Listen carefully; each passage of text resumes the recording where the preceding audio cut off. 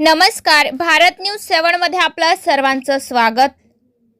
जुन्या नांदेड शहरातील प्रभाग क्रमांक 11 मध्ये पावसाळ्यापूर्वीची कामे जलद गतीने चालू।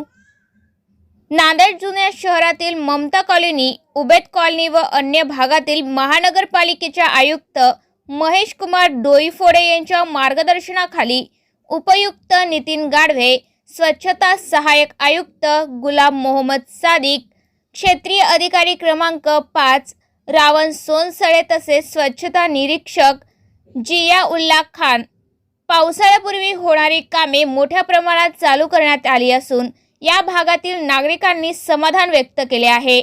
येत्या जून महिन्यात पावसाळा प्रारंभ होणार असल्याने पावसाळ्यापूर्वीची कामे जुन्या नांदेड भागात मोठ्या गतीने सुरू करण्यात आली आहे।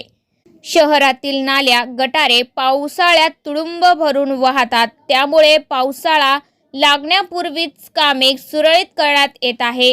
नागरिकांना कोणताही त्रास होऊ नये तसेच स्वच्छता, पाण्याचा निचरा आणि नाल्या दुरुस्त करण्याचे काम महानगरपालिकेकडून घेण्यात आले आहे।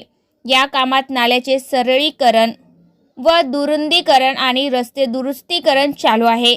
मोठ्या प्रमाणात या भागात महानगरपालिकेमार्फत कर्मचारी व यंत्रणा राबवण्यात येत असून नागरिकांना यात विशेष म्हणजे नाल्याची साफसफाई चालू आहे।